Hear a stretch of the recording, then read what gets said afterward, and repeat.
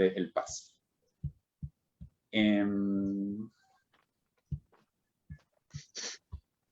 Bien, en el caso de María del Mar Rodríguez, ella es originaria de Saltillo, Coahuila, en México.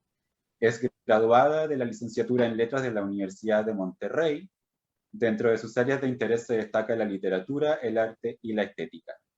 En el 2016 publica un artículo en la revista Grama 22 y participa en la ceremonia de develación de placa del premio Alfonso Reyes en honor a Sergio Itol.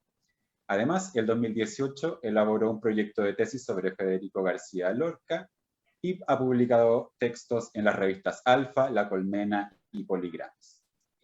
Además, en 2021 se graduó del Magíster en Letras con mención en Literatura de la Pontificia Universidad Católica de Chile y actualmente es estudiante del doctorado en esa misma casa de estudios. Habiendo dicho eso, entonces, le doy el pase a María del Mar para que pueda exponer su ponencia. Muchas gracias, Francisco, y gracias a todos quienes nos acompañan.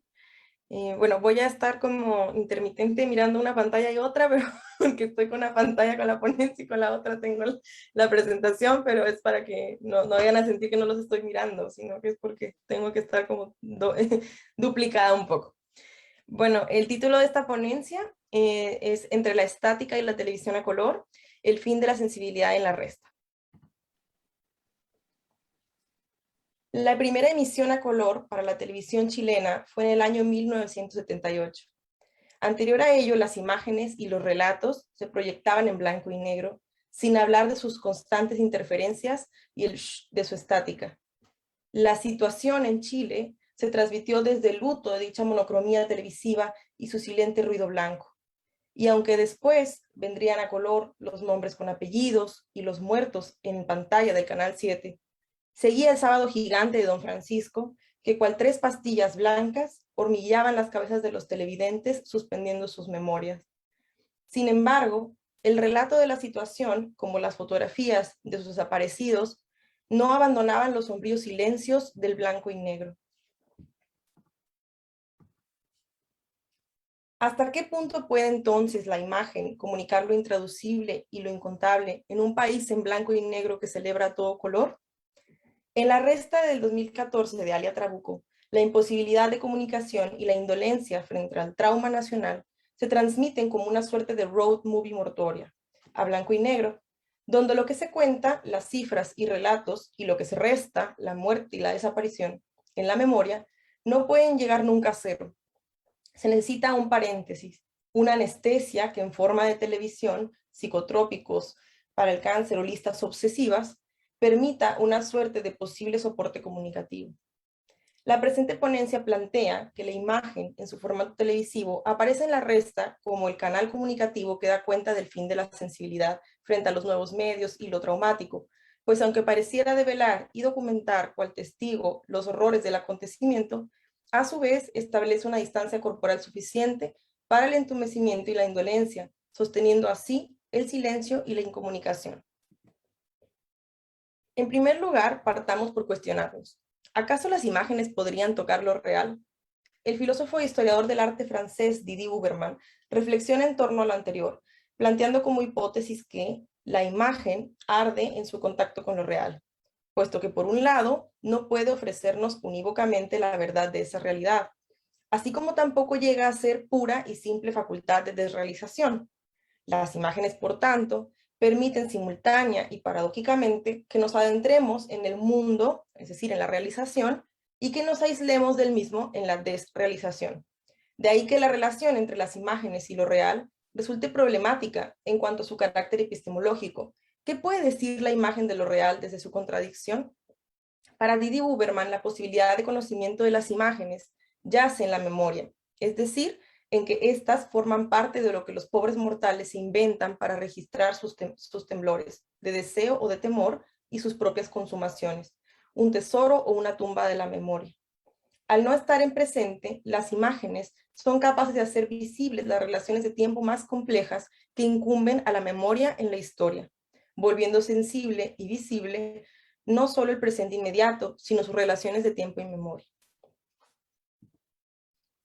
Más, ¿cómo es esta sensibilidad de las imágenes en la era de la reproductibilidad técnica? Para el filósofo italiano Pifo Berardi, la sensibilidad es la facultad que hace posible la interpretación de los signos y que no puede definirse con precisión en términos verbales. Capacidad que hemos ido perdiendo en la medida en que la conexión de los medios masivos ha ido venciendo a la concatenación conjuntiva emocional, que era una fuente de singularidad. Sí, se trata de un evento, no de una estructura, y es irrepetible porque aparece en un punto único en la red espacio-tiempo. Por tanto, si volvemos al problema de las imágenes, perder su carácter aurático, es decir, aquello que ardía, nos iluminaba y nos consumía, equivaldría a una suerte de fin de la sensibilidad. De ahí que a las conexiones, reproducciones y multiplicaciones de las imágenes estamos perdiendo la capacidad para detectar lo indetectable, para leer los signos invisibles y para sentir los signos de sufrimiento o de placer del otro, generando un intercambio desensibilizado de signos. Por tanto, frente a la digitalización de los procesos comunicativos, entre ellos la masificación de las imágenes, se da paso a una interacción entre los organismos, ya no desde la conjunción sensible, sino desde la conexión. Pero el paso de la conjunción sensible a la conexión implica además la pérdida de la empatía, pues recordemos que la sensibilidad permite a los seres humanos unirse y conectarse a través de relaciones de empatía. Así, la apertura conjuntiva de los cuerpos, mediante la habilidad de percibir el cuerpo del otro como una extensión viva de mi propio cuerpo, siendo la piel la principal interfaz sensitiva entre el yo y los signos, ha sido lentamente reemplazada por lo técnico-mediático, por esta vertiginosa proliferación de imágenes y signos y el efecto zapping. Así, más allá de diccionarios y reglas aritméticas, para Ikela y Felipe, la búsqueda por un lenguaje de los silencios, del dolor y del trauma aparece como el vacío entre dos paréntesis. ¿Cómo comunicar y contar lo que se resta? Entre lo que se decide decir y lo que se opta por silenciar, los tropiezos de la lengua y la inexactitud de lo matemático develan la dificultad discursiva, afectiva y sensible que atraviesa la memoria nacional e individual. El chileno ha aprendido, y cito, a tragarse consonantes y sílabas completas, a inspirar las eses como si doliera decirlas, a llenar las pausas con comentarios. Cual impávidas estatuas, su lenguaje hace casa en el silencio de lo que es mejor no decir ni sentir. Los personajes sufren y habitan ese entumecimiento, constantemente adormecidos por pastillas blancas, como y cito, tres blanquísimos puntos suspensivos, o por el constante cosquilleo de, cito, hormigas enloquecidas subiéndome por el cuello cabelludo. Y Kela busca traducir lo que solo puede decir entre paréntesis, prefiriendo enfrentar los espacios en blanco de su memoria con interminables listas que tienden a llenarse en lugar de vaciarse. En cambio, Felipe cuenta cadáveres y muertos, atiborra el plano de elementos en un acto compulsivo para cubrir el vacío del cuerpo de su padre. Incluso busca desprenderse del dolor mediante la desaparición física. Cito, mi propia cáscara a punto de salirse, mi piel queriendo desprenderse, y justamente eso quería yo, restándose del peso de vivir, de sentir y de contar. Ahora bien, ¿qué pasa con el lenguaje de lo visual? ¿Puede el poder de las imágenes abrir un canal sensible para romper la incomunicación y el entumecimiento? La imagen en su formato televisivo fue de gran importancia para la década de los 80. Instituciones televisivas como Canal 13 y Canal 7 habitaban en la mayoría de las casas chilenas transmitiendo oleadas de información, publicidad y entretenimiento, sobre todo tras la llegada de la televisión a color. Pero en pantalla las imágenes se reproducen y se multiplican, atiborrando la sensibilidad de los televidentes. Ya no se trata, por tanto, de imágenes singulares. Mirarlas no representa más un evento único y corpóreo. Al contrario, las conexiones de lo televisual comienzan a desrealizar más a las imágenes en su contacto con lo real, y en dicha desterritorialización, la sensibilidad comienza a sufrir un vuelco significativo hacia una mayor pérdida de la empatía y por ende hacia la indolencia. Así, en su relación sensible con el lenguaje televisual, Ikela da cuenta de que la saturación de las imágenes no permite sentir los signos de lo invisible, del sufrimiento o del placer del otro.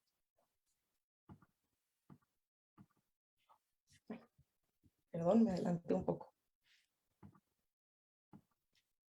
Uy. Ahí está. disculpen. Mientras la madre relata las traumáticas memorias de su pasado a Paloma, y que la termina aislándose en el jingle, la serie policial y la publicidad de Pisco en la pantalla, desrealizando el relato de la madre y con ello evadiendo el dolor. Cito: las voces de la televisión se desvanecieron en jingles y oí a lo lejos la presentación de una serie policial. Rodolfo había caído a la madrugada, pero eso lo averigüé tiempo después, dijo Consuelo. Mi madre, Consuelo, Claudia, la botella de Pisco en la pantalla. Por tanto, como escribe Felipe, cuando se apaga la tele, también yo me apago, porque la sensibilidad y la empatía están adormecidas como la estática televisiva, silenciadas como el shh de su ruido blanco. De ahí que la incomunicación de lo sensible pareciera ser total. Ni siquiera lo visual, en su capacidad de realización y de hacer visible la memoria histórica, permiten la exteriorización del dolor y lo traumático. De ahí que frente a la proliferación de las imágenes en lo televisivo, Felipe reflexiona en torno a su propia indolencia al ver las violentas transmisiones del Canal 7, en contraposición a la reacción sensible de su abuela Elsa. Cito: me distraje, acordándome de cuando era cabro chico y al menos avisaban en la tele si iba a salir un muerto en la pantalla, cuando la rubia del Canal 7 decía: las siguientes imágenes no son aconsejables para personas sensibles ni menores de edad. Eso advertía la flacuchenta. Y mi abuela Elsa seguro era sensible porque se tapaba los ojos con sus manos arrugadas. Esto se condice además con la necesidad que manifiesta obsesivamente el personaje por ver, restar y poseer muertos, puesto que la desrealización de las imágenes en su multiplicidad televisiva impiden percibir el cuerpo del otro como una extensión viva y quebrantan además sus relaciones temporales, imposibilitando la visibilidad de la memoria histórica que ahí opera. Así, para Felipe, los muertos en pantalla ya no son muertos, son solo reproducciones silenciosas y fantasmagóricas, el ruido blanco de una sensibilidad estática. Pero ¿qué pasa cuando la telecomunicación logra hacer la realización del deseo, registrando la invención de un evento singular y con ello suscitando la empatía? Don Francisco y los sábados gigantes parecían cubrir dicha necesidad. En sus transmisiones, la imagen televisiva recuperaba su capacidad aurática, haciendo visibles los deseos y temores de sus espectadores, apelando a sus memorias singulares en la realización del relato traumático. Y cito: Elsa la escuchaba llorando y todo Chile lloraba también, porque el que diga que no veía los reencuentros miente. Si por eso termino yendo a buscar muertas ajenas, porque me criaron viendo a don Francisco. Decirle a la señorita Juana: le tenemos una buena noticia, amiga mía, su hijo, y chachán, aparecía el hijo Andrés, nada más y nada menos que en los estudios del Canal 13. Y la gente se emocionaba y la vieja no sabía más porque todos queremos ver los reencuentros. No obstante, es interesante notar que de nueva cuenta hay una separación entre la sensibilidad de la abuela Elsa y Felipe. Frente a los reencuentros del programa, son los padres de Chile quienes empatizan con la singularidad conjuntiva de las imágenes televisivas, encontrando una visible realización de la memoria histórica y manifestando su sensibilidad corpórea desde el llanto. Pero los hijos, en cambio, no lloran, no pueden. En el programa de don Francisco se aíslan, se desrealizan, buscan muertas ajenas, no desde la empatía, sino desde una sensibilidad estática, que pretende llenar los vacíos y los silencios heredados. De manera tal que la resta de Alia Trabuco da cuenta de los fracasos del lenguaje visual, gramatical y matemático por traducir el dolor de lo traumático, por develar los signos del placer y el sufrimiento del otro, por hacer visible la realización de la memoria histórica. Siendo los límites del lenguaje los límites del mundo del enunciante, en la narrativa de Trabuco, lo que uno siente se guarda adentro, sin posibilidad de exteriorización. De tal forma que los diccionarios, las operaciones matemáticas y la proyección de los muertos en las imágenes televisivas son marcas de una incomunicación sensible que no encuentra solución más que en el aislamiento y la desrealización, en el entumecimiento y en el desprendimiento de lo corpóreo. Porque la muerte no tiene idioma, porque los muertos no son ni fu ni fa, porque la memoria histórica y lo traumático solo pueden soportarse como una road movie mortuoria blanco y negro, donde predomina la estática y el silencio de su ruido blanco. Muchas gracias.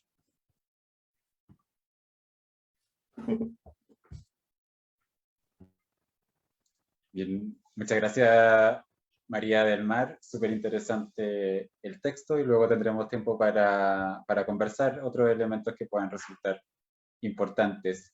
Le voy a dar el pase ahora a Sebastián Cotení. Me da unos minutitos para presentarte frente al público.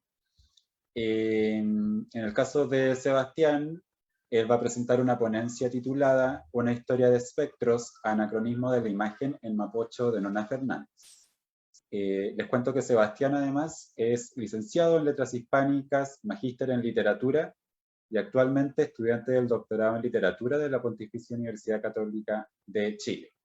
Está interesado en la narrativa hispanoamericana, en los estudios de género y sexualidad y en los diálogos entre texto e imagen. Su línea actual de investigación se centra en narrativas sexo-disidentes del siglo XX en América Latina. Ha presentado ponencias en encuentros académicos nacionales e internacionales y en 2020 publicó el capítulo Un Hortus Conclusus Donosiano, esbozos en torno al jardín amurallado en el obsceno pájaro de la noche, en el libro Ensayos sobre el patio y el jardín. Habiendo dicho eso, entonces, le doy el pase a continuación a Sebastián. Si deseas compartir alguna diapositiva, me parece que podrías hacerlo sin problema. Muchas gracias por la presentación y gracias también, bueno, al comité organizador por este evento. Aviso, eso sí, que mi presentación no, y creo que fue un gran error, ahora que lo pienso, no tiene las imágenes que voy a describir, así que quienes no conozcan la novela o no hayan visto la nueva edición, les pediré un acto de confianza en mis capacidades exprásticas, que, en fin, creo que bueno, nunca van a ser tan buenas como haber visto las imágenes. Comienzo entonces. En septiembre de 2019, hace 2 años ya, sale a la luz una nueva edición de Mapocho, novela de Nona Fernández publicada originalmente en 2002. Entre los cambios presentes en esta nueva versión, que según la portada sería la definitiva, se destaca la inclusión de un prólogo titulado Hechizo de mierda y de una serie de imágenes en blanco y negro que dialogan con el texto narrativo original. De este modo, el texto se nos presenta circundado entre 2 fotografías donde vemos entre las páginas 4 y 5 3 cadáveres arrojados al Mapocho, y entre las páginas 230 y 231 una difusa muchedumbre atravesando la Alameda. Asimismo, al final del volumen, se agrega un cuaderno de apuntes, sección que reproduce fotografías de lugares emblemáticos de Santiago de Chile, la Virgen del San Cristóbal, la Plaza de Armas, entre otros, y notas manuscritas de la propia autora. Es pues, a partir de este nuevo material paratextual, Umbrales del relato en palabras de Jeanette, que quisiera proponer en las siguientes páginas, o en los siguientes minutos, una lectura crítica de esta novela basada en la imagen, categoría teórica, que a la luz del material visual incorporado en 2019, nos invita a releer el texto novelesco desde una perspectiva intermedial. A modo de hipótesis, propongo que Mapocho polemiza con la historiografía positivista mediante una escenificación anacrónica del tiempo pasado. Por consiguiente, es en cuanto a impugnación de la retórica teleológica que esta novela polemiza, como diría Bakhtin, con aquella historia de Chile, pienso en este caso en la de Fausto, el personaje de la novela, basada en el mito moderno del progreso. Para dar cuenta de ello, se buscará demostrar cómo es que la narración anacrónica del tiempo histórico desplegada en la novela surge a partir de una imagen concreta, la de esos cuerpos arrojados al Mapocho durante la dictadura cívico-militar de Augusto Pinochet. Proponemos, por tanto, que es a partir de esta imagen, reproducida, como ya dije, en la edición del 2019, que se vuelven visibles, cual supervivencias, aquellos sujetos subalternos que en cuanto a cuerpos abyectos racial y sexualmente inscriptos, esa mierda que flota en el río, han sido exterminados, vale decir, borrados de la historia nacional. Entendida en el horizonte teórico trazado por Avi Warburg y Walter Benjamin, una imagen no es tanto un residuo muerto del pasado histórico, cuanto un soporte en el que han quedado estratificados y por ende son visibles múltiples tiempos históricos. A partir de dicha concepción, Didi Huberman define la imagen como un, comillas, objeto de tiempo complejo, de tiempo impuro, un extraordinario montaje de tiempos heterogéneos que forman anacronismos. Es en ese sentido que, cual fantasmas, en ella ha quedado cifrado aquello que, en palabras de Warburg, podemos denominar supervivencias, esos jirones de larga duración de un pasado latente que nos permiten visualizar a posteriori realidades que en su momento, ese del tiempo crónico, no eran observables. La imagen, por tanto, como revelación anacrónica, pues al igual que el síntoma, y cito aquí a Didi Huberman, jamás sobreviene en el momento correcto, sino que aparece siempre a destiempo como una vieja enfermedad que vuelve a importunar nuestro presente. Es que, para ser visible, la imagen, objeto más que pasado, requiere de un desgarramiento, acto más que presente, que la actualiza anacrónicamente. Esa memoria involuntaria de que hablaban Proust y Benjamin, según Didi Huberman. Desde esa perspectiva, queda claro que hacer historia desde las imágenes constituye una recuperación a contrapelo del pasado en la medida que el tiempo se escenifica de una forma distinta al orden progresivo y, según se pretende, objetivo de la historiografía tradicional. En efecto, el pasado se nos devela menos como un hecho objetivo, según reza la episteme positivista, que como un hecho de memoria. Huelga decir incluso que una historia basada en el anacronismo, el cual, como dije, requiere del montaje de imágenes, nos enseña que dicha escenificación progresiva del tiempo no es más que un mito de la modernidad. Esa experiencia del tiempo y el espacio, como diría Berman, fundada en la falacia eurocéntrica y desarrollista. Y sigo aquí la tesis de Dussel.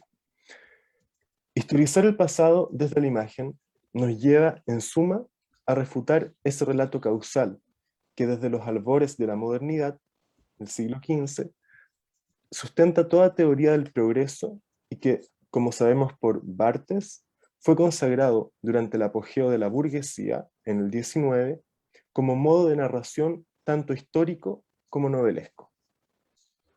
Queda claro, entonces, que articular históricamente el pasado no significa conocerlo tal como fue, según reza la episteme positivista, sino que adueñarse de un recuerdo tal como este relampaguea en las imágenes que de él se nos ofrecen. Ruptura de la teleología, el anacronismo de la imagen, nos demuestra que se puede hacer historia a contrapelo de la episteme tradicional. De allí que, para caracterizar el trabajo del historiador, Benjamin recurra a la figura del trapero, ese coleccionista capaz de recuperar fragmentariamente el pasado gracias al montaje de aquellos retazos de imágenes que en una suerte de bricolage pueden ser anacrónicamente vinculados entre sí. En Mapocho, la episteme positivista, que como demostraré en este apartado, es polemizada por la narración novelesca misma, aparece encarnada en la figura de Fausto. Mejor dicho, en esa obra histórica que él ha escrito en una serie de volúmenes donde los hechos han sido organizados bajo los patrones de una narración teleológica. Su disposición en la biblioteca, por cierto, enfatiza una organización progresiva en tanto, comillas, del 1 al 10, todos los ejemplares han sido ordenados. Por su parte, siguiendo la lectura de Cristiano Paso, vale la pena recordar que en cuanto novela metahistórica, que relee, describe y reescribe el cuerpo escritural de la nación chilena, Mapocho, aunque también podemos añadir la historia de Fausto, dialoga con la historia de Chile de Francisco Antonio Encina. Si la novela, en tanto contradiscurso desmitificador, describe dicha narración oficial, la historia de Fausto, por su parte, se hace cómplice de una tradición historiográfica que, según Opaso, asume una posición anquilar frente al Estado. Huelga recordar aquí que el historiador de esta obra, ampliamente difundida en, comillas, y cito a la autora, ediciones de bolsillo, ediciones ilustradas, ediciones completas para las universidades, otras resumidas para los colegiales, ostenta el nombre de Fausto. Según nuestra lectura, el intertexto con el drama homónimo de Goethe refuerza el sustrato positivista en que el Fausto de Mapocho asienta su relato historiográfico. Siguiendo la lectura de Marshall Berman, puede plantearse que el protagonista epónimo de Fausto encarna, comillas, la figura oscura y profundamente ambigua que nuestra era ha llamado el desarrollista. Un ser demoledor del pasado en cuanto mundo tradicional y creador del futuro en cuanto modernidad que, obnubilado por las ventajas que ofrece el progreso, pone todas sus energías en pos del proyecto modernizador. El intertexto entre ambas figuras resulta todavía más significativo si se considera que en Mapocho, Fausto también observa la ciudad moderna desde un edificio, una suerte de torre moderna, símbolo de un progreso que, al igual como sucede en Goethe, ha sido construido a partir de la aniquilación de aquellos sujetos que obstaculizan el desarrollo. Y solo para recordar, en el caso de Fausto serían Filemón y Baucis, y en el caso de la novela de Nona Fernández, serían estos opositores a la dictadura que son, bueno, asesinados por el contexto, pero también los habitantes de la población, que son asesinados en la cancha de fútbol.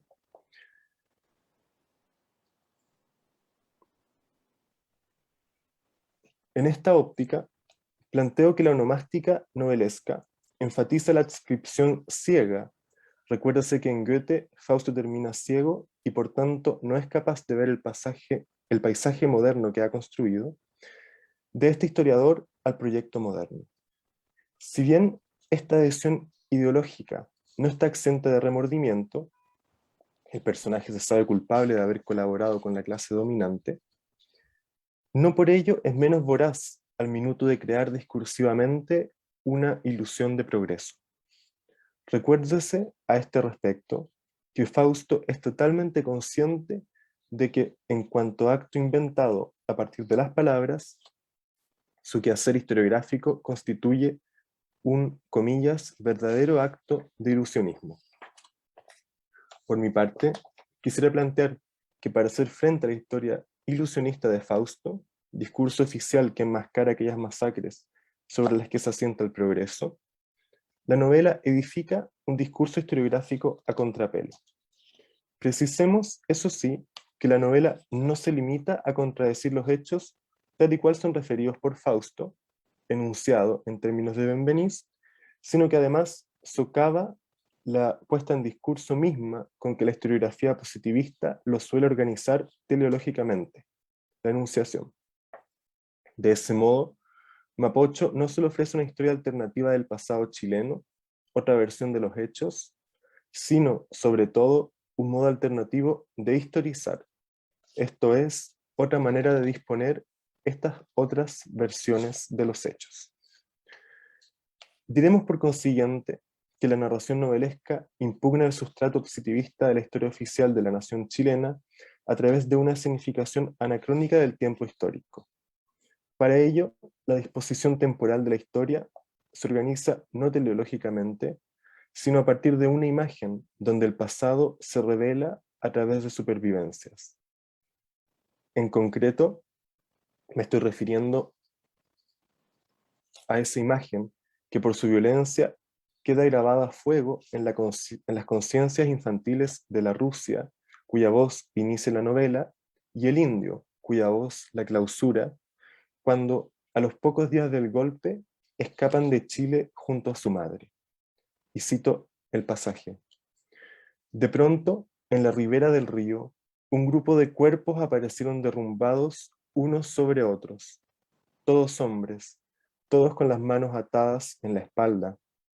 Estaban casi desnudos, llevaban los pantalones abajo, a la altura de los tobillos y el torso descubierto y ensangrentado. Las aguas del río los mojaban y limpiaban de a poco.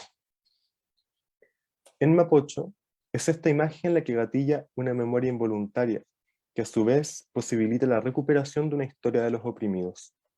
La cabeza de Lautaro en la conquista, los cuerpos de los trabajadores del Calicanto en la era colonial y las locas de Ibáñez en la era republicana se vuelven visibles gracias a la visión de esos cuerpos asesinados en septiembre de 1973.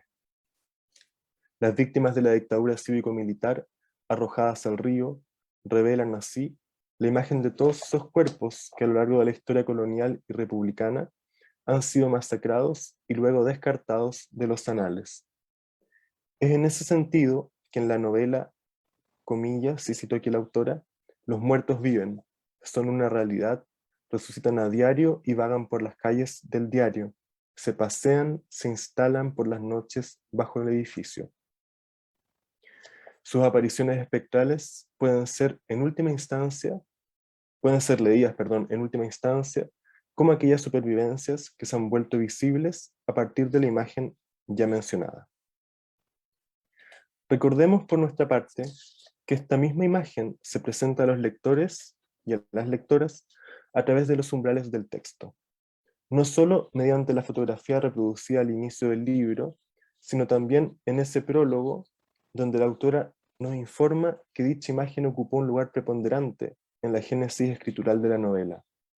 Escribe, comillas, hace 18 años, encerrada en un piso de Barcelona que hizo las veces de puente, de baranda, de mirador, me asomé a la distancia a mirar las aguas del Mapocho.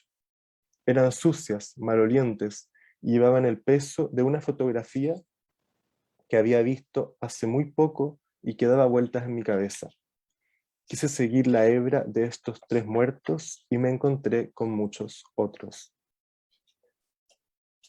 En un gesto espectral, la imagen ronda a la escritora y es a partir de ella que puede avistar anacrónicamente todos los demás cuerpos descartados de la historia nacional, de modo tal que es a partir de la fotografía de los asesinados políticos del 73 que se vuelven visibles las víctimas del Chile colonial y republicano. Así, mediante una suerte de montaje plástico, pienso aquí en las viñetas narrativas de Lautaro, los constructores del Calicanto y las locas, Nona Fernández reconstruye la historia de aquellos sujetos asesinados por esa, en palabras de Dussel, razón dominadora, victimaria y violenta, que da sentido al progreso modernizador. En esa línea, resulta ser, a imagen del trapero benjaminiano, que la autora de Mapocho recoge los fragmentos desperdigados, en este caso, aquellas imágenes borroneadas de la historia oficial, con el objetivo de elaborar una historia no teleológica de esa nación en ruinas. Y aquí cierro con una suerte de colofón. A modo de cierre, quisiera enfatizar cómo la novela recupera el pasado desde una perspectiva que polemiza con la organización progresiva en que se basa la historia oficial. Para ello, la novela organiza un montaje de aquellos fragmentos históricos que a partir de una imagen del 73 resurgen de la oscuridad y el silencio. Tal es lo que se nos narra en clave metaliteraria, cuando hacia el final de la novela, la Rusia observa impertérrita la casa de su infancia, convertida, comillas, en ruinas por las que se pasean los perros, un basural donde los vagabundos registran entre los escombros algo que pueda serles útil. Cierre comillas. Desde mi lectura, atiendo a este episodio a partir de la noción benjaminiana de historia, de acuerdo con la cual esta constituye una catástrofe causada por, como diría Nona Fernández, ese hechizo de mierda que es el progreso.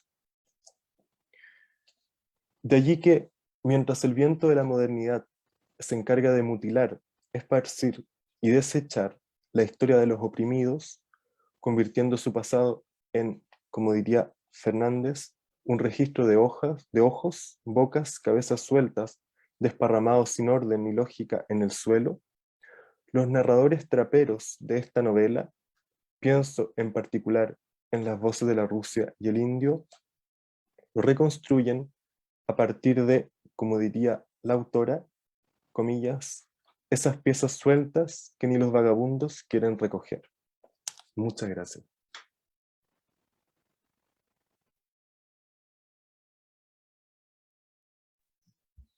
Muchas gracias, Sebastián.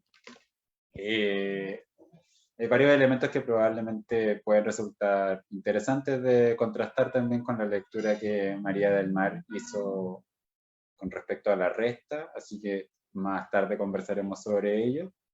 Ahora le voy a dar la palabra a Pilar, primero voy a presentarla. En el caso de Pilar, ella va a presentar una ponencia titulada Metáforas lumínicas en la obra del escritor Mauricio Baqués. Pilar es doctora por la Universidad de Chile y la Humboldt Universitat de Berlín. Su tesis trató sobre la representación de las alegorías históricas en las narrativas posteriores al boom literario. Se ha desempeñado como docente en las cátedras de Estética, Teoría Literaria y Literatura Hispanoamericana en el Departamento de Literatura de la Universidad de Chile y también de la Universidad de Talca. Es autora del libro Mito Historia, la novela en el cambio de siglo en Chile, publicado por la editorial universitaria en el 2015, así como también de diversos ensayos y artículos académicos publicados en revistas de la especialidad. Asimismo, coordinó la edición del número especial de la Revista Chilena de Literatura, dedicada a la obra de Nicanor Parra. Es investigadora para Fondesit y para el Ministerio de las Culturas, las Artes y el Patrimonio. Además, actualmente trabaja en la preparación de una antología crítica del suplemento literario del periódico de Transición y Democracia, Literatura y Libros del diario La Época. Bien. Pilar, te cedo entonces la palabra para que puedas presentar tu ponencia en 20 minutos. Muchas gracias. Hola, hola a todos. Hola, hola. ¿Bien así? Sí. Sí.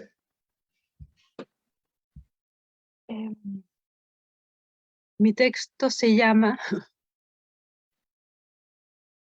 Metáforas lumínicas en la obra del escritor Mauricio Baqués y tiene relación, digamos, directa e indirecta con un corpus de obras mayor, ¿no es cierto?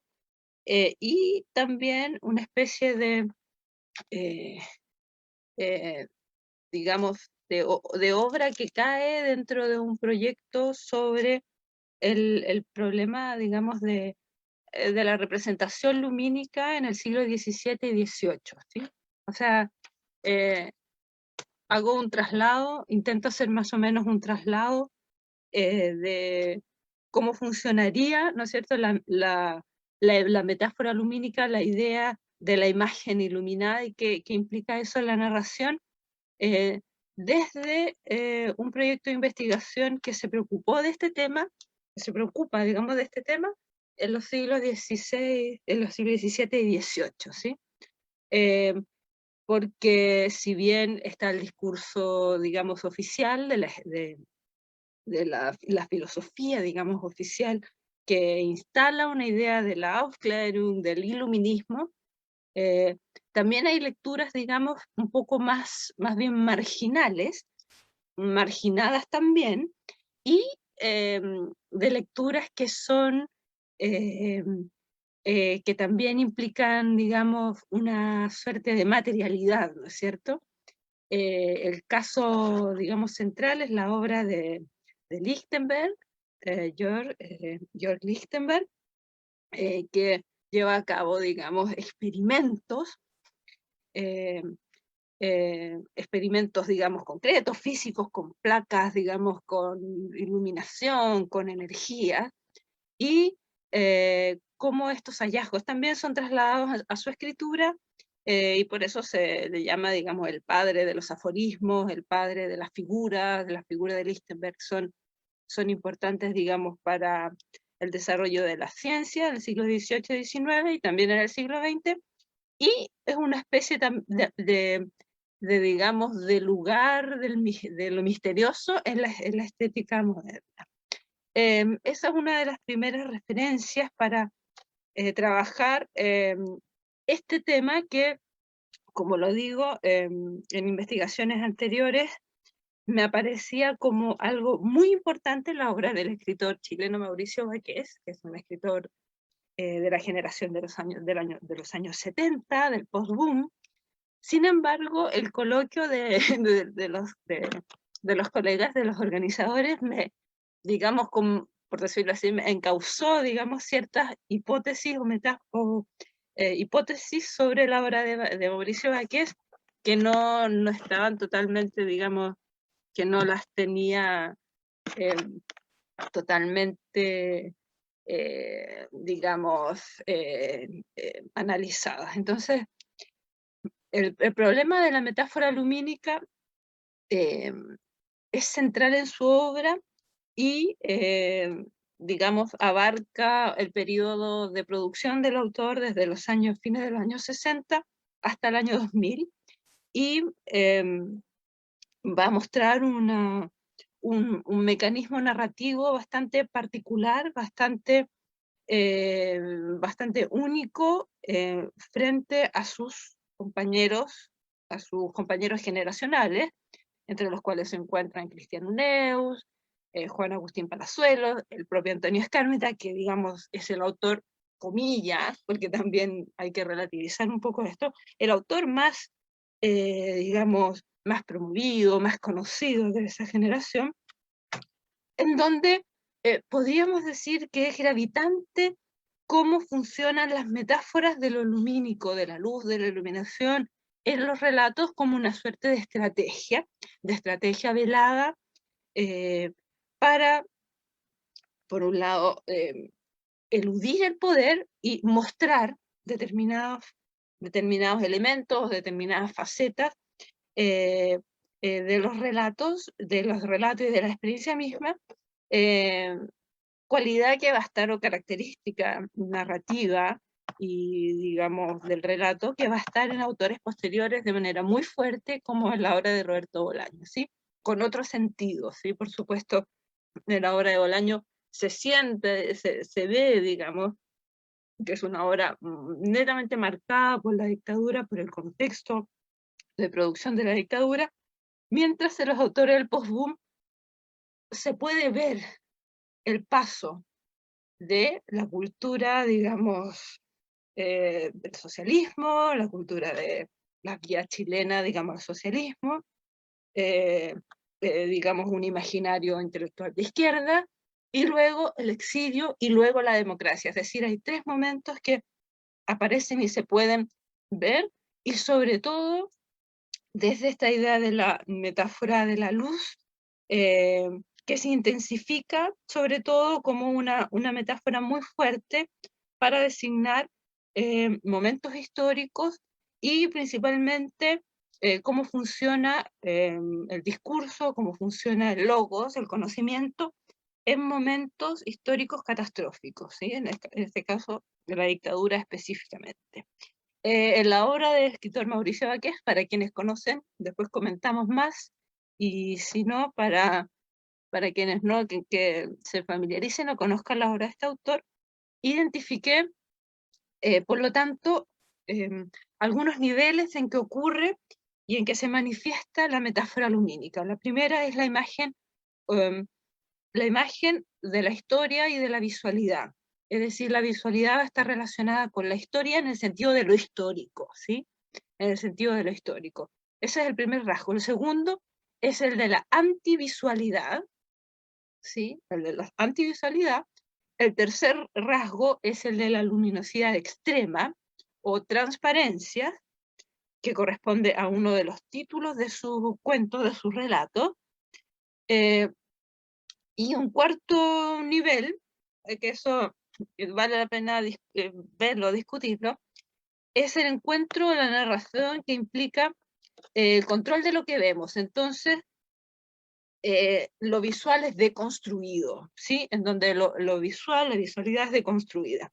Centrar aquí en la relación con la obra de Roberto Bolaño. Pienso fundamentalmente en la obra de Bolaño, La estrella distante, ¿no es cierto? En donde el sótano, digamos, es una metáfora de de lo histórico, de lo estético, de la percepción, de los sentidos, porque ahí ocurre todo, y arriba hay otro lugar, hay otro espacio supuestamente de luz, de iluminación o de donde se encuentra el relato. Sin embargo, el relato también va a estar en el sótano, en lo oscuro, en lo oculto, en lo violento, en lo dañino, y así todo el campo semántico que implica lo oscuro en Bolaño como lo malo. Mientras que en Baqués lo oscuro no es lo malo, digámoslo así, o los autores de esa generación, la oscuridad no es lo malo, no es lo abyecto, no es lo negativo, o enteramente, ¿no es cierto?, o lo malo completo, digamos, en términos de Hegel o de Karl Rosenkranz, ¿no es cierto?, cuando están todas las definiciones de lo bello, lo bueno, lo feo, lo malo, y está lo malo, o digamos, las categorías de lo sublime que se pueda aceptar, lo sublime intermedio, lo sublime matemático, y lo sublime, digamos, completo, ¿no es cierto? Acá también hay una idea de la oscuridad, que también puede ser una oscuridad buena, ¿no es cierto? Y en relación a este último punto, mi pregunta es, la pregunta de la exposición o de la hipótesis, de la investigación, es ¿cuál es el dispositivo o aparato novelesco, ¿no es cierto? Porque si lo visual se deconstruye, ¿por qué, puesto que no es una voz en off, que en muchos casos puede parecerlo en la narrativa de Mauricio Baqués, tampoco es la corriente de la conciencia? Entonces, no es una voz en off, no es la corriente de la conciencia. ¿Qué pasa entonces cuando aparece lo visual deconstruido? ¿Y qué es lo visual en ese caso? Lo visual, en la obra, en la novela Frente a un hombre armado, lo constituye la figura del cronista, es decir, aquello que va a mostrar, a develar, digamos, la verdad de un relato. O que un lector, digamos, que puede ver mucho, o ver a medias, o dice llanamente no ver o no comprender, es guiado por una fuerza narrativa, por en este caso, un cronista, que cierra el libro, como el narrador del siglo XIX cierra el libro y lleva y guía al lector hacia otro sitio, hacia otra interpretación posible, no necesariamente la interpretación real o verdadera. Eso es bien importante porque, visto de ese modo, entendemos, se puede comprender de manera bastante interesante, y desde una interpretación desde la alegoría, el paso de la novela Frente a un hombre armado, que es del año 82, con la gran novela, como se dice la novela que consagra al autor, que es La oscuridad. Perdón, ahí revelé un dato, digamos, de investigación de los manuscritos. La novela es Epifanía de una sombra, cuyo organizada, en los manuscritos del autor, organizada como la oscuridad, ¿sí? Ese era el plan, ese era el proyecto, ¿no es cierto? Y que por indicación de los editores, en fin, hay que pensar que Mauricio Baqués fue un autor muy vinculado al ámbito editorial español, el editorial de Barcelona, ¿no es cierto?, de los años 80, trabajó en diversas editoriales, como Labor, fue traductor, en fin, una persona, digamos, muy, muy presente en el ámbito editorial mismo, no solo como autor, ¿no es cierto?, sino como editor, es decir, que toma de decisiones, y bueno, lo que eso implicó en ese momento, en ese contexto, ¿cierto? Entonces, Epifanía de una sombra. Y de hecho, el título de su última novela remarca esto, insiste en que hay matices, ¿no es cierto? Hay lugares o sitios intermedios de eso que es la novela, que sería algo así como una instancia de visión, un aparato, en términos de Deot, un dispositivo, un aparato, de Jean-Louis Deot, para registrar o bien observar lo real. En principio, según las modas de la teoría y de la literatura francesa de los años 70, la novela solo tendría que, digamos, registrar. Es decir, digamos, solo registrar, y no tendría por qué haber un narrador que se ponga a mirar, a ver o a digamos, a poner su propio rollo, por decirlo así, y eso sería un poco una distinción entre las literaturas de Europa y las literaturas latinoamericanas. Eso también como una hipótesis que está presente o que circula, ¿no es cierto? Y el referente es el Nuevo Román y es la obra de Rob Riley, La celosía, en que, digamos, la narración es la narración a partir de, digamos, no tanto de una sensación, de la percepción, de la sensibilidad, digamos, todo eso es lo latinoamericano, ¿no es cierto? Sino de cierta objetividad, logocéntrica o no, eso es discutible, eso es relativo, sino de cierta visión distanciada, ¿no es cierto?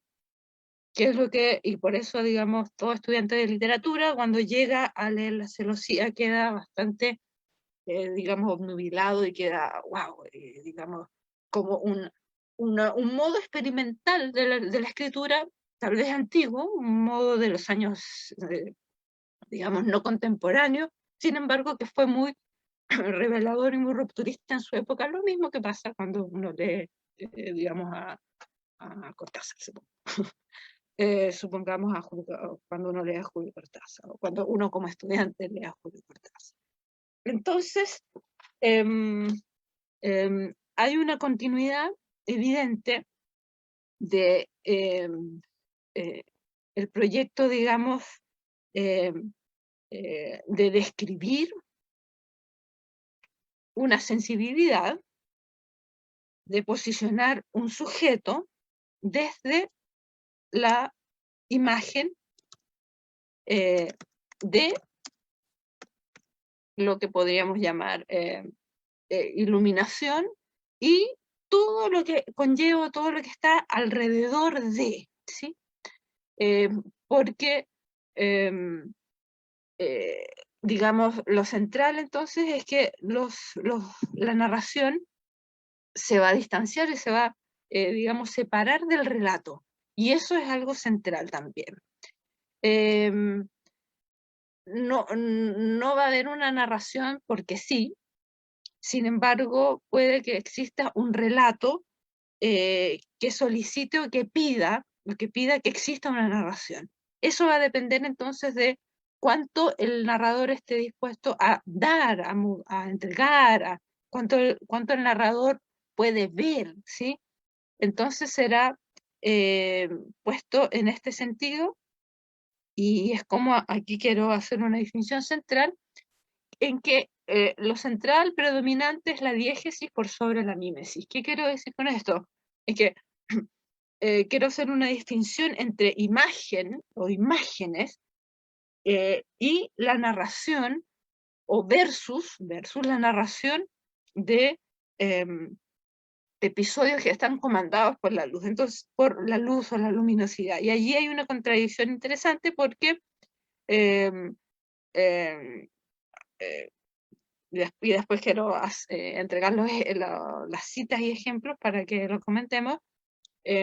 Muchas veces lo que aparece como un relato nítido, un relato transparente, es un relato que proviene desde lo oscuro, ¿sí? Desde la oscuridad. Eso está presente en la obra del autor, que es lo interesante, y es una de las hipótesis centrales desde sus primeras obras, desde 5 y unas ficciones, que es un volumen de cuentos de los años 60, y el primer volumen de cuentos que, digamos, lo consagra, que es Excesos. Luego, Paréntesis, que es su primera novela corta, es la primera novela corta del autor, corresponde de principio a fin un ejercicio respecto de la narración y digamos, la luminosidad en términos de qué es lo que puede narrar, qué es lo que ve el autor, ¿sí? Hasta dónde puede, digamos, registrar desde todas aquellas apoyaduras, todos aquellos elementos o rasgos que desde la visión o la visualidad, en términos de un inconsciente óptico, según Rosalind Krauss, el autor podría identificar o entregar como un solo relato, como un solo discurso. Entonces, Paréntesis es o constituye una novela que estaría, acá tengo una cita, que estaría, digamos, anclada en ese ejercicio, ¿no es cierto? Que también está presente y es gravitante en la obra de otro autor de la generación del post-boom, que es Adolfo Kuhn, ¿no es cierto? En Adolfo Kuhn esto es un poco más intenso, puesto que, digamos, los relatos son verdaderas, digamos, aguafuertes, acuarelas, son verdaderas pinturas, ¿no es cierto? En donde el escritor, la escritura propiamente tal, va a intentar modelar o moldear el relato o la narración desde lo que se ve, lo que se percibe, lo que se siente. Entonces, en la obra de Mauricio Baquet, la visión y la visualidad tiene que ver con la sensación de lo próximo y de la percepción en términos bastante radicales, bastante extremos, como dice como señala una de las críticas a Epifanía de una sombra, de Federico Schoff, publicada en Literatura y Libros de la época, que la titula como La liberación de los sentidos, ¿sí? Entonces, ¿qué quiere decir, digamos, el crítico cuando, respecto a esta novela, se trata de la liberación de los sentidos? Para el autor Mauricio Baquet no es la liberación de un sentido en términos políticos únicamente, sino que es la liberación de los sentidos, digamos, anterior a lo político, ¿sí? Cito de paréntesis: después del accidente, Renata volvió del puerto a la Villa Blanca y se sentó en la terraza. Desde fines del mes de julio había observado los cambios de la luz sobre la isla. Es curioso, pensó sin emoción, la tormenta se había retirado y persistía un aire pesado que más que aire era para ella una reminiscencia de otras cosas impalpables. El aire aquí se asemeja al de Saint-Claude al amanecer, cuando la neblina sube desde el río y se enreda los árboles perplejos y solitarios, etcétera, etcétera, etcétera.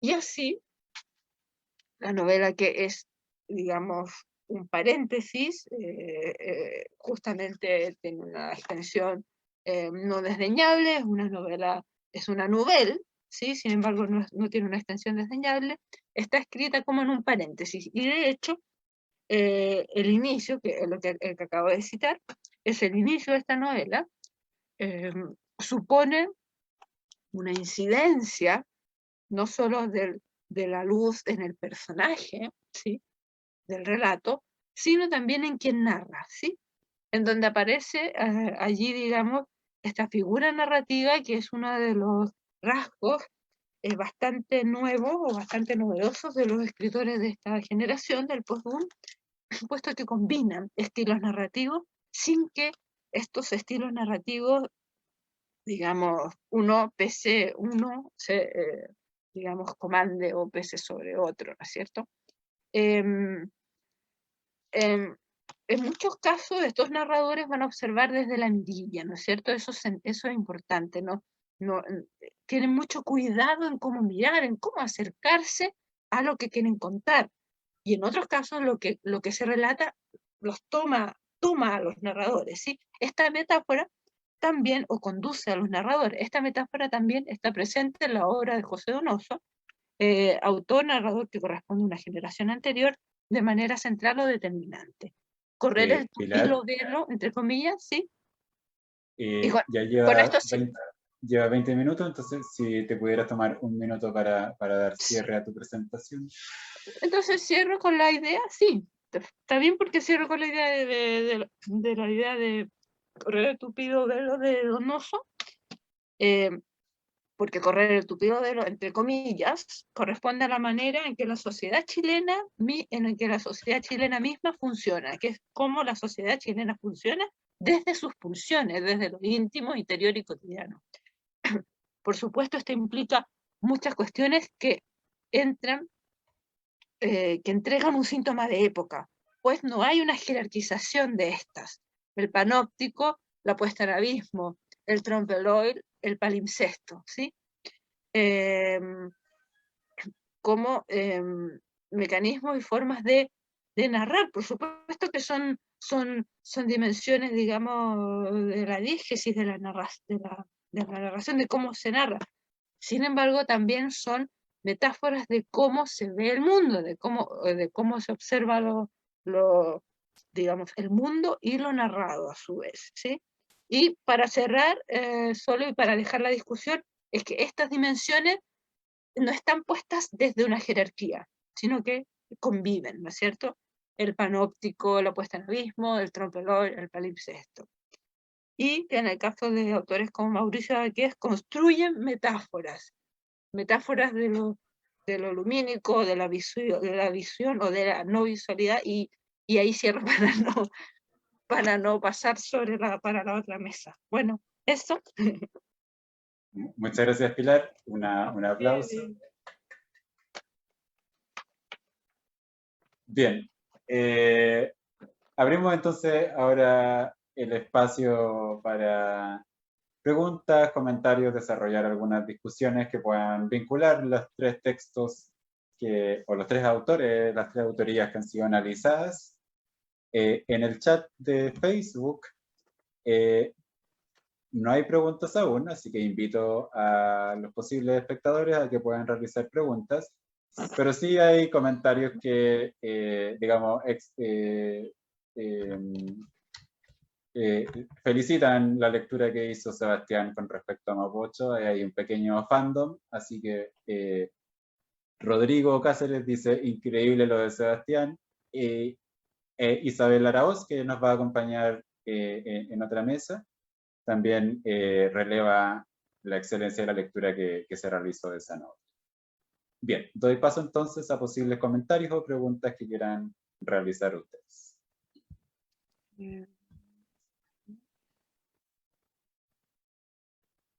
Si no, puedo comenzar yo, digamos, en caso de que haya timidez. Aquí solo que no sé si comentamos en orden. ¿Tienes algún comentario, Pilar, sobre las otras ponencias? Sí, es que no sé si vamos a comentar en el mismo orden de quiénes expusimos. No, puede ser esta vez más libre. Me gustó mucho la exposición de María. María, aquí tengo me gustó digamos, esta alusión o esta especie de designación de un país en blanco y negro, porque refleja muy bien el contexto, ¿no es cierto? Y ese país en blanco y negro también es el país del apagón cultural, que fue, digamos, algo que circulaba como un discurso. No puede decir, el apagón cultural es simplemente un discurso, es una palabra, un término. Sin embargo, reflejaba muy bien lo que ocurría, porque no solo ocurría en términos de los medios, ¿no es cierto?, sino que también ocurría en términos de los sujetos, de los cuerpos, de cómo se vivía. Entonces, creo que eso es importante como designación como de una época. Y porque en el caso del autor sobre el cual expuse, es como lo verifica, eso lo confirma, porque son autores que vienen de otra sensibilidad, de otra experiencia histórica, y llegan a un contexto que es el de lo oscuro, pues, de lo oscuro, digamos, la oscuridad, en fin, y sus metáforas. Y la otra exposición, bueno, y saber qué opina María sobre esta idea de apagón cultural. Y para Sebastián, que aquí lo había anotado, perdón, que a mí me gustó esta idea de preguntarte por una mención o cita que hiciste a Barwood, que es un poco esta idea de una imagen que se superpone o una imagen que crea algo como algo fantasmagórico y para recuperar el pasado reciente. Eso no sé si lo entendí bien o cómo lo ves tú en la novela, porque no lo entendí bien cómo lo veías tú en la novela. Entiendo, digamos, conceptualmente, y también entiendo y también veo, digamos, cómo funciona la novela, solo que cómo ves tú que aparece eso en la novela, o en qué partes de esta, tal vez, porque eh, eh, porque supone una escenificación, ¿no es cierto?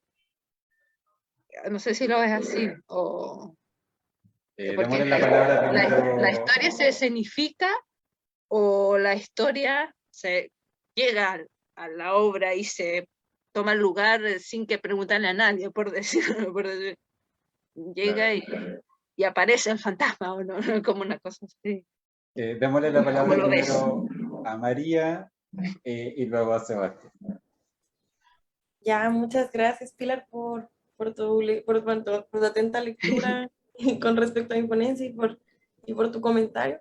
Bueno, yo tengo ahí un alcance cultural, porque a pesar de que tengo ya mucho tiempo viviendo aquí, nunca va a ser el suficiente tiempo como para conocer todos los resquicios históricos o culturales que hay que conocer.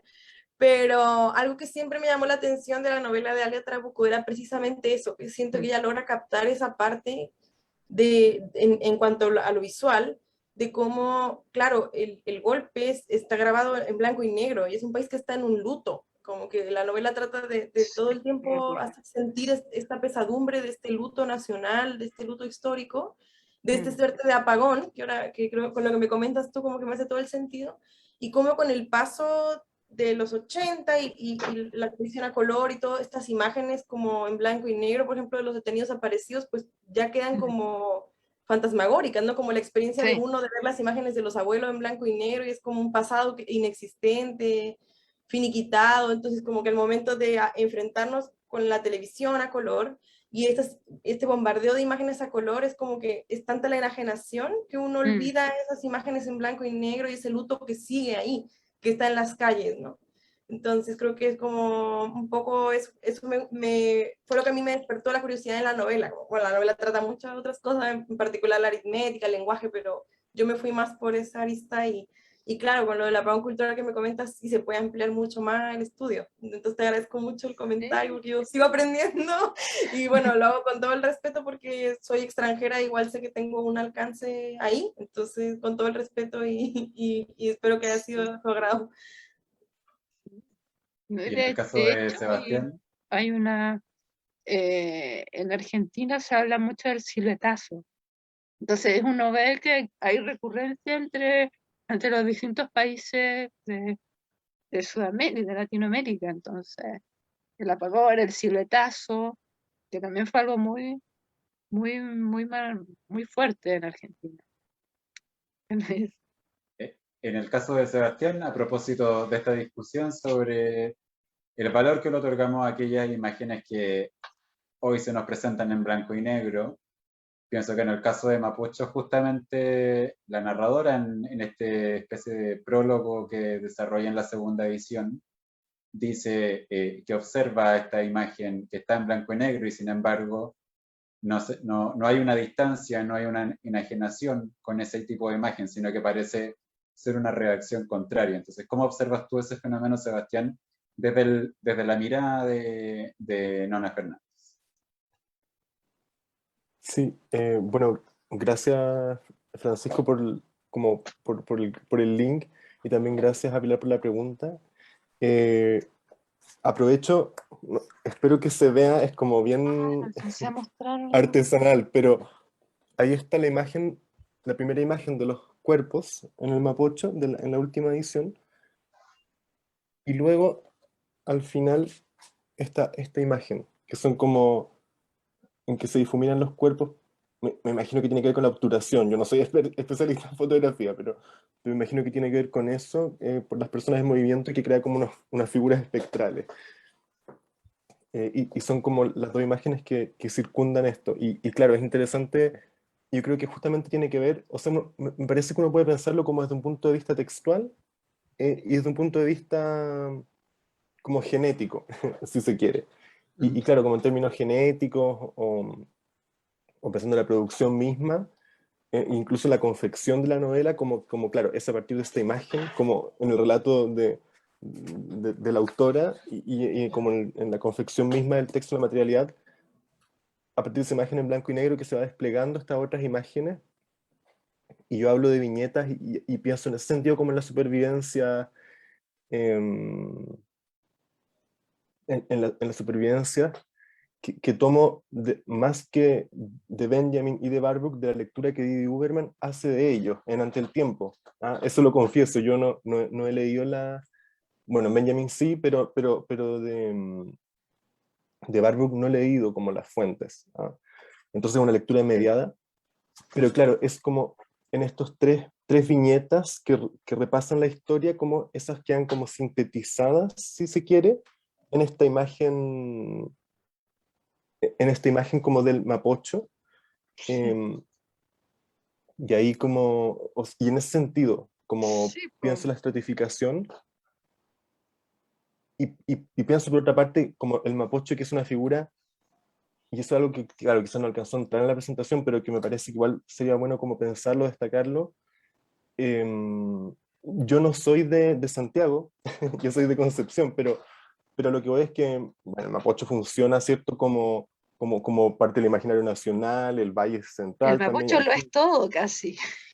Es como, claro. es muy fuerte la Y si uno metáfora. piensa, está de hecho esa famosa imagen de la pintura de Pedro Lira de la Fundación de Santiago, Ujú.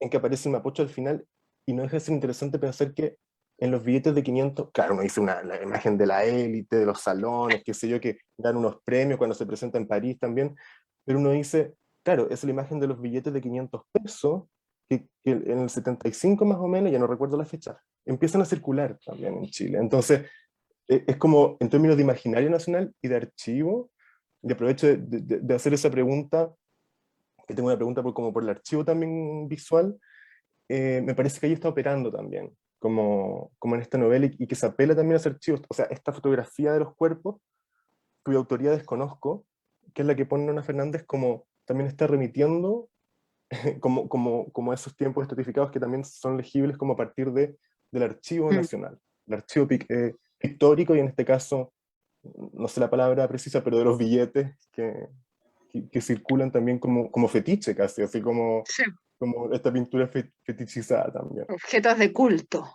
casi. Los billetes como objetos de culto. Porque es muy fuerte la imagen de los cuerpos en el Mapocho, o sea, activa algo, ¿no es cierto? Esa es la sensación, activa un imaginario o no lo activa, porque esa también es ¿no es cierto? O uno puede decir eso, activa un imaginario, porque es algo muy fuerte o muy potente, o no lo activa. Entonces también esa es creo que en la novela también está un poco la paradoja. En tu caso, María, Eh, eh, tú prestaste atención la construcción. sobre todo a la saturación de imágenes que se produce producto de la televisión. Le doy la palabra al tiro a Mariane. Eh, Quisiera consultarte, dado que tú misma pusiste sobre la mesa, digamos, esta distancia cultural que hay entre una novela chilena y tu, digamos, propia experiencia como mexicana, si esa manera me dio la impresión, al menos por lo que entendí los fragmentos que leíste de la novela, que la novela tiende a presuponer que es específicamente en el caso de la cultura chilena, que esa saturación de imágenes televisivas han buscado bloquear el padecimiento, digamos, causado por la violencia. Sin embargo, me pregunto si esa no será una experiencia también global, y en el caso mexicano, considerando también las propias formas de violencia que ha padecido el pueblo mexicano, si la televisión no desarrolla el mismo efecto también. Ujú. Sí, gracias Francisco por la pregunta. Sí, yo creo que por eso tomé un poco lo que Pifo Berardi trata de plantear, bueno, lo plantea un poco a raíz de las tecnologías, él habla un poco más como de la internet, las redes, pero creo que también, creo que es denuncia un poco la novela este paso que tenemos como de cambio de sensibilidad, como que la empatía antes era entendida por nuestro cuerpo y hablábamos de cuerpo a cuerpo, pero un poco como esta realidad simulacro de art, como que igual cae en eso, como estamos viendo una realidad simulacro donde la televisión, las mismas pantallas, los celulares, los medios de comunicación han mediado nuestras experiencias y nos han saturado de imágenes haciendo que la imagen pierda su sensibilidad, su conexión con el cuerpo y con el cuerpo del otro como una extensión de uno mismo, ¿no? Es lo que también denuncia Grifo Berardi. Entonces creo que la novela tiene un poco esa intención, porque y creo que también hace ese rescate porque habla mucho trata de captar y recuperar mucho lo que eran los 80, como en Chile. Y claro, siento que el fenómeno igual puede ser explorado en otros ámbitos. A mí como que me fue como difícil leerla por lo mismo, porque creo que es una novela muy local, pero tiene esas pequeños puntos o aristas que permiten como hacerla un poco más latinoamericana o incluso más global, como más inmersiva, en cuanto a que es algo que todos compartimos como experiencia, como nuestro encuentro con estas imágenes violentas en la televisión, por ejemplo, que en México es de lo más común además. Por no decir, y no en los 80, sino ahora más que nunca. Entonces, como estamos tan saturados de imágenes tan fuertes y que ya ni siquiera se anuncia, como lo decía el personaje, ¿no? Felipe, dice, ya ni siquiera se anuncia, ya no sale la chica rubia del Canal 7 a decirnos, atención, las siguientes imágenes. Incluso ya no sucede eso, como que las imágenes aparecen abruptamente y tenemos que enfrentarlas, ¿no? Entonces creo que habla mucho de eso, de nuestro cambio de sensibilidad y cómo estamos un poco entumecidos frente a la realidad que un cuerpo desmembrado ya no nos genera nada incluso. Entonces eso es como interesante en la novela. Súper. Mariane. Quería hacerle una pregunta a María del Mar con relación a una parte que tú en tu presentación escogiste. No sé si yo no he leído la novela, entonces ahí me puedes comentar si es algo que aparece en la novela o no, que es esta referencia a Sábados Gigantes, al programa de Don Francisco, y ese segmento de los reencuentros. Entonces, ¿cómo esos reencuentros también pensados en espacios televisados, con la lógica de la cultura del espectáculo, la televisión ya a color? Me parece muy interesante la reflexión que nos invitas, porque en el fondo se muestra cómo el color puede ser parte de esta visión. Sabemos que hay otras visiones de la imagen, pero esta visión de la imagen como engaño, como imagen que es un señuelo, que es una fachada y que tapa esas otras imágenes que no queremos ver, que están en blanco y negro, ¿no? Entonces, como ese reencuentro lo pones en diálogo con el negado reencuentro de los familiares que buscan a los detenidos desaparecidos. Esa es la pregunta que me surge en relación a tu presentación.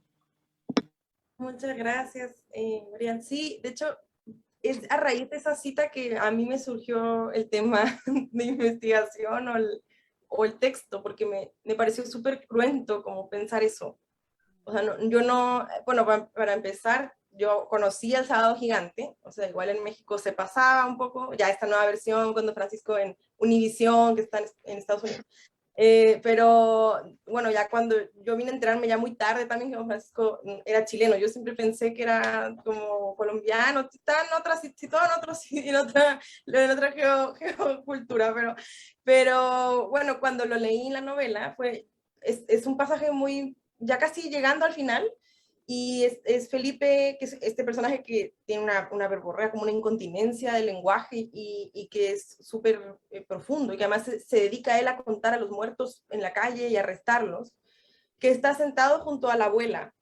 Entonces nota mucho la diferencia generacional en la reacción, ¿no? Porque la abuela como que está sorprendida, como que llora, es la única que es capaz de llorar, como que y Felipe como que lo dice como, en la cita de hecho que puse como en la presentación, es lo que dice Felipe, y es como, él lo dice como de forma súper sarcástica, como, ahí está Don Francisco, y a todos nos gusta ver los reencuentros, porque es como que por fin se nos cumplió la fantasía del reencuentro, que es terrible, como que uno lo lee y es súper cruento, como que, porque claro, es esta como suerte de pastilla o analgésico de aquí está el reencuentro que tanto se pelea en las calles para que se queden tranquilos, como para que estemos anestesiados con que el reencuentro se dio, como, Entonces me pareció, yo creo que la parte más potente en cuanto a cómo la televisión genera esa suerte de disfunción emocional, de disfunción sensitiva, y también se me hizo muy interesante lo generacional, como es la abuela la única que realmente se conmueve y como que cree el reencuentro, como que se empatiza con el reencuentro, y Felipe ya no cree en eso, como que él sabe que el reencuentro es una pantalla. Entonces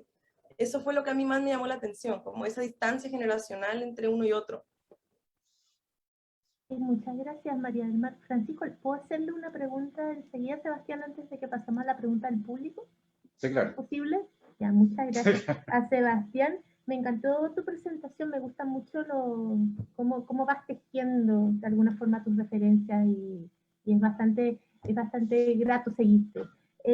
Mi pregunta, porque más que una pregunta en concreto, me empezaron a surgir imágenes cuando hablaste de ese edificio, pensé enseguida en el edificio de Polman, en el Costanera Center, etcétera. Me gustó la ficción ciega, el proyecto moderno de Fausto, todas esas cosas que mencionaste, pero para hacer quizás una conexión, porque nos hemos estado dando cuenta en esta jornada que se están generando muchas resonancias, muchos ecos entre las distintas presentaciones, y en la presentación de más temprano, en la conferencia de Daniuska González, mencionó mucho el significante, y ahí pido permiso, el significante mierda, habló de la década del 80 como una década de mierda, que habla Álvaro Bizama, y tú trabajas con la novela Mapocho, tomas este tema de los cuerpos tirados al Mapocho, también como cuerpos abyectos, por lo tanto cuerpos que hay que expulsar. Entonces, si tú has trabajado las representaciones del Mapocho desde esa línea, mencionó también a Nocturno de Chile, con la cosa de esta cascada de mierda con el que termina la novela, ¿no? Entonces quería saber si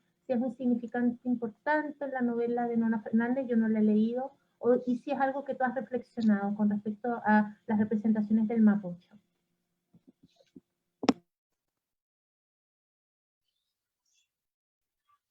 Sí, bueno, muchas gracias por la pregunta, Marian.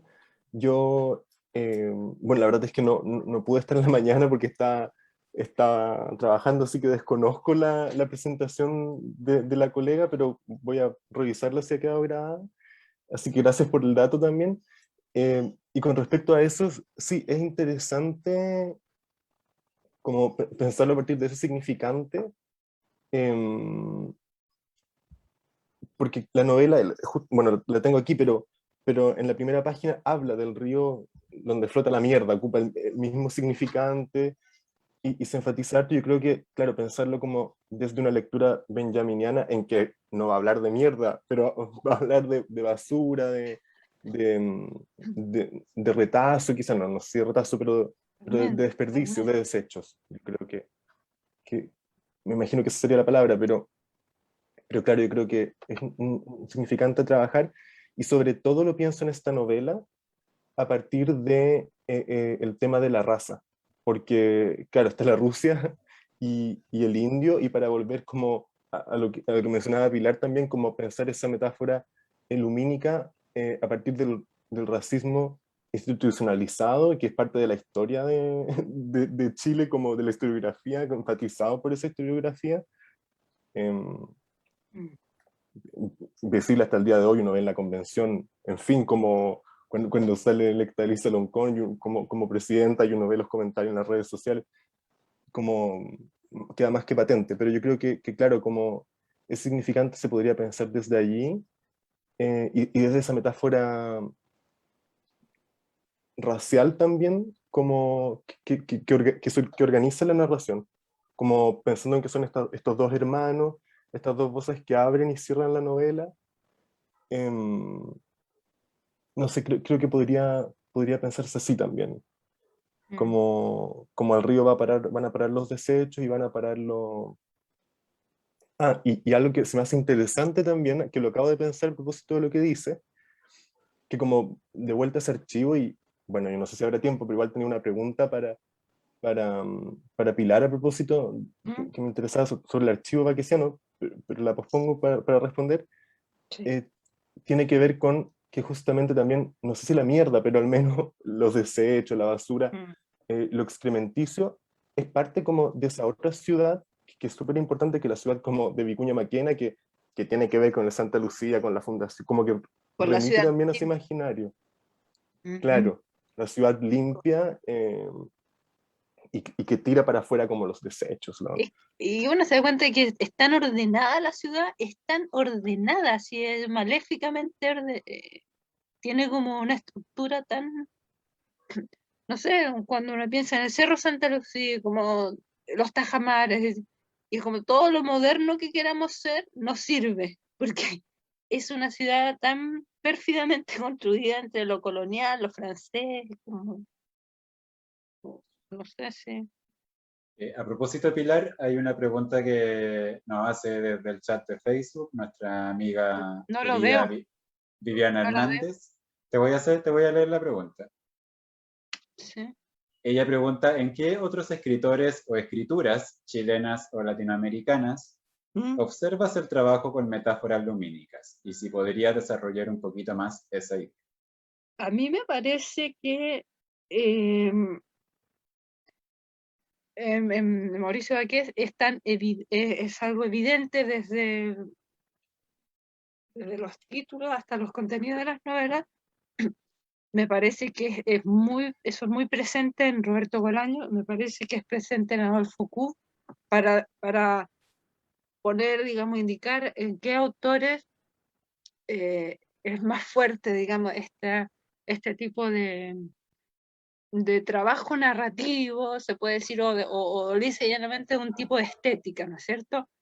Supongamos también en la conferencia de la mañana, en la obra de Bizama también están estos elementos, en mi opinión, utilizados en la primera categoría que intenté como sistematizar, que es la de cómo vemos lo histórico, ¿no es cierto? Si no veo, digamos, si no puedo ver lo histórico a través de la metáfora, digamos, de la visión, ¿no? de la visualidad, como, digamos, el vidente. El vidente es lo mismo, el paralelo como al Cristo de Elqui Parra, porque el vidente ve y a la vez no ve. En el fondo es como un engaño. Está frente a como una especie de estafa, ¿no es cierto? Porque el Cristo del Elqui también es el que entretiene y el que engaña a la vez, ¿no es cierto? En la obra de Nicanor Parra, que también, y ahí también está presente que Don Francisco, como todos estos imaginarios, ¿no es cierto?, de los medios, eh, y en obras, en obras argentinas también, se puede ver este procedimiento o esta manera de, como una característica estética predominante, y por supuesto Adolfo Kuh, es decir, uno lee el tren, no sé, Cuarteto de Cuerdas, o la construcción misma de la obra de Kuh es a partir de, digamos, esas, no sé, o la obra de Antonio Gil también. En Antonio Gil también hay una correlación directa entre la pintura y la poesía, supongamos. Y ahí es directamente una metáfora, porque la fundación no es una fundación, nuestra historia es una historia de los fracasos, y la historia se escribe desde la pluma, y la pluma es la imagen, no es lo escrito. Y así, digamos, esa es la premisa de las obras y de las novelas, y funcionan sumamente bien, y son novelas como muy asertivas, ¿no es cierto? Lo mismo uno podría decir en la obra de Diamel Altit, esa metáfora podía estar, por supuesto, sin embargo no es evidente, no es tan evidente. Y en los autores más jóvenes o más recientes, o autores, las últimas publicaciones, y en narradoras argentinas también creo que eso está, y si se me va alguno, también digamos, en poetas es importante también como un recurso. Eso se puede ver en algunas cosas de Jorge Tellier, como como procedimiento narrativo, incluso más que como una metáfora, como, perdón, procedimiento poético. Y en otros narradores, creo que diría que en Bolaño, que es lo que tengo más presente, y en Q, en Roberto Bolaño, en Adolfo Q, y de otra manera, digamos, en la obra de Ricardo Piglia, porque allí, digamos, aparece como una especie de acertijo, lo que se ve, la visualidad. Los narradores pueden ver o no, pueden acercarse a lo que ven o no. Los personajes, más bien. Porque muchas veces en algunas novelas de Piglia como que los personajes no ven. Bueno, eso es también eso es lo que uno percibe al momento de analizar. Como que los personajes no vieran lo que les ocurre. En Baquet es un poco más sutil. El narrador tiene mucha preponderancia en la obra de Baquet. Y en el siglo XIX también uno puede pensar trato de ver algunas cosas de Joaquín Abardello, en donde también podría estar esto de una manera muy chilena, es decir, Mitópolis también hay una sátira de aquello. Habría, digamos, una sátira de la modernidad o modernización, porque también se entiende así la metáfora del iluminismo. Solo que a mí o en general a quienes estudiamos literatura chilena nos interesan los autores del post-boom porque, digamos, tienen una dimensión estética exacerbada, se podría decir. Claro, a mí me da la impresión que da para un fondo así, esto. Así que ahí qué bueno. hay una buena idea para empezar a generar la formulación de un proyecto. Y recién empezar, porque de pronto aparecen muchos temas. O sea, al revisar, hay muchas conexiones. Para la Viviana que me pregunta, hay muchas como... De pronto uno tiende a estudiar muy aisladamente. Claro. Y los métodos de estudio, siempre uno empezó a estudiar como aislado. Y ahora, digamos, hay una tendencia de estudiar las correlaciones, como las interrelaciones, o cómo están correlacionadas, unidas, ¿cierto? O cómo dialogan, digamos, ciertas obras. Exactamente. Bien, sus estudios. No sé si María, Sebastián o otras de las personas que están en la sala quisieran agregar algún comentario, o si les parece que ya estamos en condiciones de dar cerrada la sesión. Ustedes me avisen. Yo tenía una pregunta para Pilar.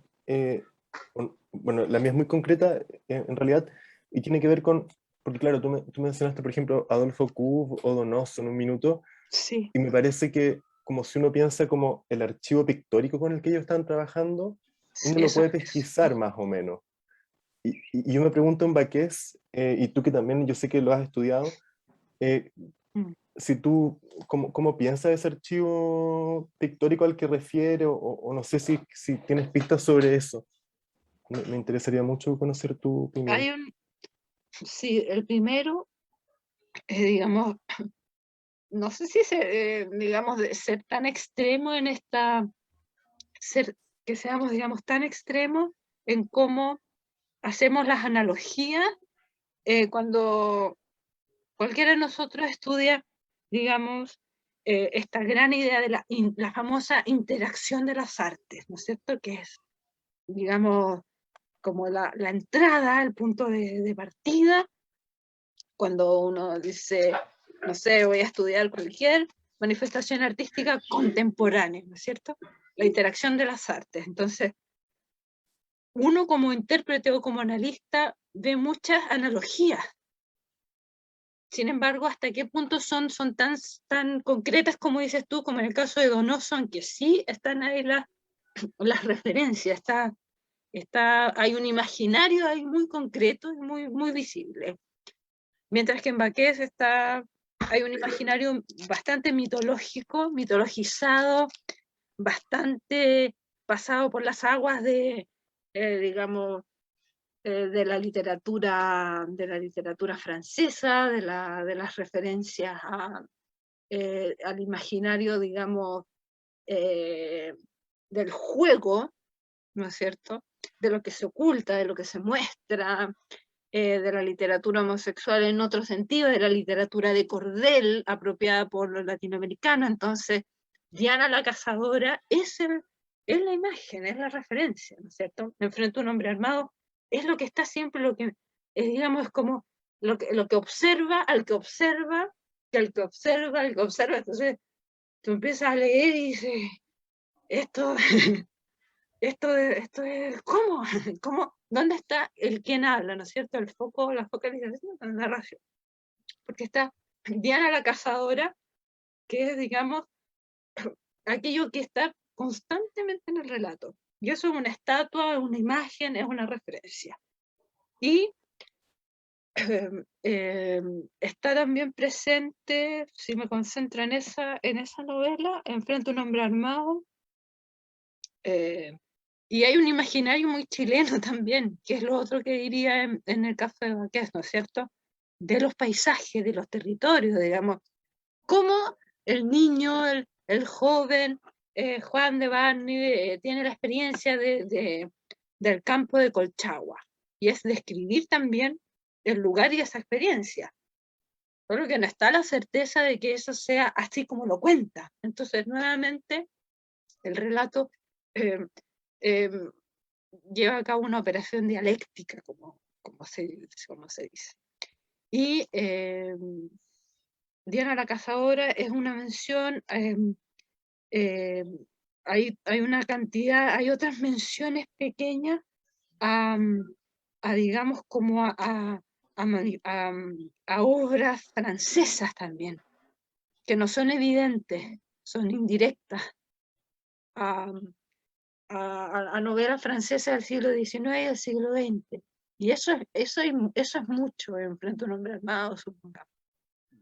Versus los cuentos que son más cuentos desde de la experiencia más, una experiencia desde la experimentación, porque es como que a nosotros nos tomaran para, no sé, para trabajar en qué, algo muy experimental, no sé qué puede ser.